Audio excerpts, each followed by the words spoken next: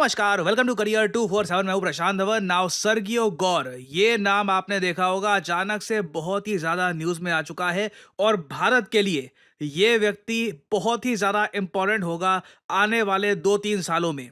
Sergio गौर को Donald Trump ने nominate कर दिया है as the ambassador to India. ये यूएस के एम्बेसडर होंगे टू इंडिया, और ना सिर्फ ये इंडिया के एम्बेसडर होंगे, ये स्पेशल एम्बेसडर होंगे to all of South Asia and Central Asia. Basically Sergio Gor एक बहुत ही ज्यादा पावरफुल आदमी बन चुके हैं आज के समय। हालांकि अभी यूएस में सेनेट अप्रूव करेगी कि इनको अपॉइंट किया जाएगा नहीं किया जाएगा, वो एक फॉर्मेलिटी होती है। उसके बाद सर्गियो गौर भारत में आ जाएंगे और देखना यह होगा कि क्या यूएस अचानक से भारत के साथ रिलेशंस को रीसेट करने की कोशिश कर रहा है, क्योंकि डोनाल्ड ट्रंप ने जब से पावर संभाली थी तब से लेकर अब तक भारत में कोई भी एम्बेसडर इन्होंने नहीं भेजा था। सर्गियो गौर को एक ऐसे टाइम में भेजना जब इंडिया चाइना के रिलेशंस अचानक से बेहतर हो रहे हैं, बॉर्डर का ट्रेड ओपन हो रहा है, पीएम मोदी बहुत ही जल्द चाइना जाने वाले हैं, बहुत सारी पॉजिटिव डेवलपमेंट्स हो रही हैं। इसी बीच हम देखते हैं अचानक से यूएसए के स्वर बदल जाते हैं। मार्को रूबियो, ये यूएसए के विदेश मंत्री हैं आज के समय, ये ट्वीट करते हैं, मैं बहुत एक्साइटेड हूं प्रेसिडेंट ऑफ यूएस के डिसीजन को लेकर कि इन्होंने सर्गियो गौर को नॉमिनेट कर दिया है to be the next ambassador to India.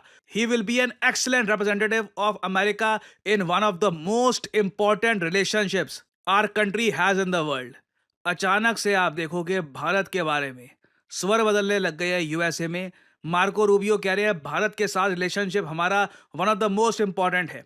जो अंडर सेक्रेटरी ऑफ डिफेंस है यूएसए में, ये कह रहे हैं कि India US relationship is tremendously important and it will be critical to have someone who is able and insightful in this role। और यहाँ पे आप देख पाओगे ये ट्रम्प की अनाउंसमेंट है कि मैं बहुत खुश हूँ कि मैं सर्गियो गौर को, नाम बाय द वे जो ये नाम है सर्गियो, इसकी दो प्रोनाउंसिएशंस होती हैं, सर्गियो डिपेंड्स यहाँ पे ये कौन सी प्रोनाउंसिएशन यूज करते हैं अपने नाम में। मैं फॉर द टाइम बीइंग बस सर्गियो बोल रहा हूँ, परहैप्स इन द फ्यूचर जो इनकी प्रोनाउंसिएशन है इनके नाम की, इसको लेकर ये ज़रा क्लैरिटी देंगे जब इंडिया में आएंगे। खैर, सर्गियो के बारे में कह रहे हैं कि इन्होंने इन्हें एम्बेसडर डिप्लॉय कर दिया है to the Republic of India and special envoy to South and Central Asian affairs. Now इस चीज को लेकर ना, पहली लाइन को लेकर भारत में कई लोग हैं जो कह रहे हैं कि डोनाल्ड ट्रंप ने यहां पर शरारत करी है, इंडिया के लिए एम्बेसडर तो डिप्लॉय कर दिया मगर वही एम्बेसडर अब पाकिस्तान के अफेयर्स भी देखेगा। मतलब कि देखो यहां पे जो ये लिखा है ना, south and Central Asian affairs, ये मैप में अगर मैं आपको दिखाऊं ना, यहाँ पे आप लोग अगर देखोगे ना इस मैप में, जब मैं कहता हूँ साउथ एशिया, तो यहाँ पे हम अफगानिस्तान, पाकिस्तान, बांग्लादेश, भूटान, नेपाल, श्रीलंका, मालदीव्स, इन सब कंट्रीज को काउंट कर रहे हैं। तो सर्गियो गौर जब भारत में डिप्लॉय होंगे तो ये नई दिल्ली में तो अपनी कुर्सी संभालेंगे as the US envoy ambassador to India. ये साथ ही साथ इस्लामाबाद भी जाया करेंगे।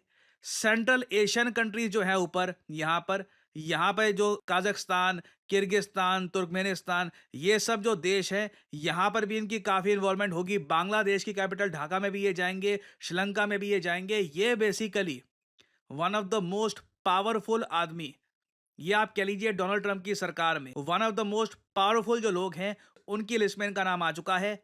एशिया के बड़े हिस्से में यूएसए की फॉरेन पॉलिसी संभालेंगे सर्गियो गौर। और इसी बात को लेकर आप देखोगे कई लोग सवाल पूछ रहे हैं कि क्या डोनाल्ड ट्रंप इंडिया पाकिस्तान को एक क्लब में ऐड करने की कोशिश कर रहे हैं। कोई ग्रुप नहीं बन रहा, मगर यूएसए की सोच में ना देखिए, इंडिया और पाकिस्तान को अलग अलग तरीके से देखा जाता था under Indo Pacific strategy.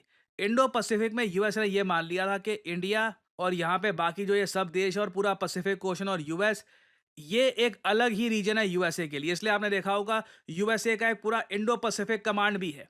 Indo Pacific command का पाकिस्तान से कोई रिलेशन नहीं है। पाकिस्तान यूएसए की सेंटकॉम के अंडर आता है और यूएसए ने पिछले कुछ सालों में इंश्योर किया है कि इंडिया पाकिस्तान को सेम तरीके से नहीं देखा जाएगा। दोनों अलग कंट्रीज हैं, अलग इकोनॉमीज हैं, मगर अब दोनों कंट्रीज के लिए एक सेम एम्बेसडर अनाउंस कर देना, यह बहुत ज़्यादा अजीब बात है।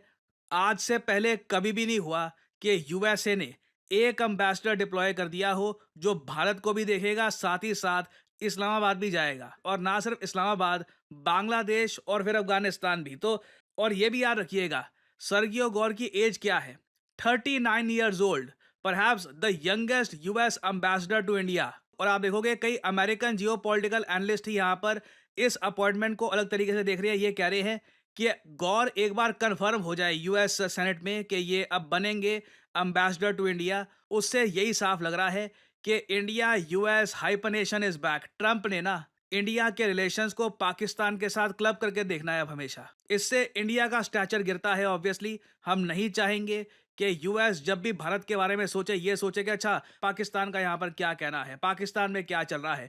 India is a far bigger economy now. मगर एट द सेम पॉइंट एक और व्यू यहाँ पर यह भी है कि यूएस इस वक्त इंडिया के साथ रिलेशंस जो है उनकी इंपॉर्टेंस सिंबलाइज कर रहा है एक स्पेशल ऑनवॉय भारत में भेजकर, जो पाकिस्तान, बांग्लादेश, बाकी देशों को भी देखेगा। अब पाकिस्तान के पर्सपेक्टिव से देखो, उनको लगेगा मेन तो काम सर्गियो गौर का होगा भारत में जो यूएस फॉरेन पॉलिसी है उसको संभालना।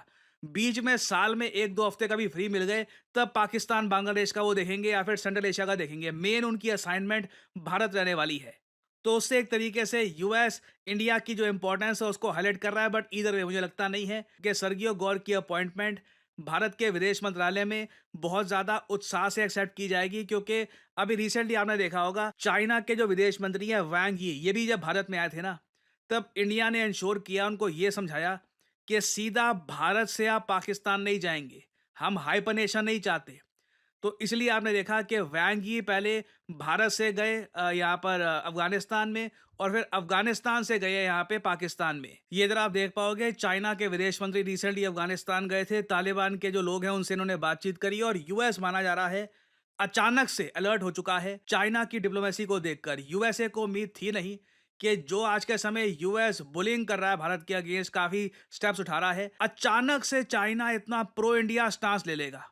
ट्रंप की कैलकुलेशन ये थी कि ये इंडिया के अगेंस्ट स्टेटमेंट देंगे, चाइना के साथ इंडिया के रिलेशंस वैसे ही खराब है, इंडिया फंस चुका है, कहाँ जाएंगे ये लोग, और इंडिया की फॉरेन पॉलिसी कोलैप्स कर जाएगी। बट उल्टा हुआ है, इंडिया आज के समय डायरेक्टली रिप्लाई कर रहा है यूएसए को। अभी रिसेंटली भारत के विदेश मंत्री डॉक्टर एस जयशंकर ने यह तक कह दिया था कि अगर यूएसए को इंडिया का ऑयल नहीं परचेज करना तो मत परचेज करो। ये क्या जिद होती है कि तुम रशिया से ऑयल परचेज नहीं करोगे, तुम्हें नहीं परचेज करना हमारा oil, don't purchase it. Allegations which come from the other side of not just purchase of oil but profiting from oil. How do you respond to those accusations? Look, it's funny. You have people who work for a pro-business American administration accusing other people of doing business. Okay, that's really curious. But here's the point. If you have a problem buying oil from India, oil or refined products, don't buy it. Nobody forced you to buy it. I mean, but Europe buys, America buys. So you don't like it, don't buy it. It's as simple as that.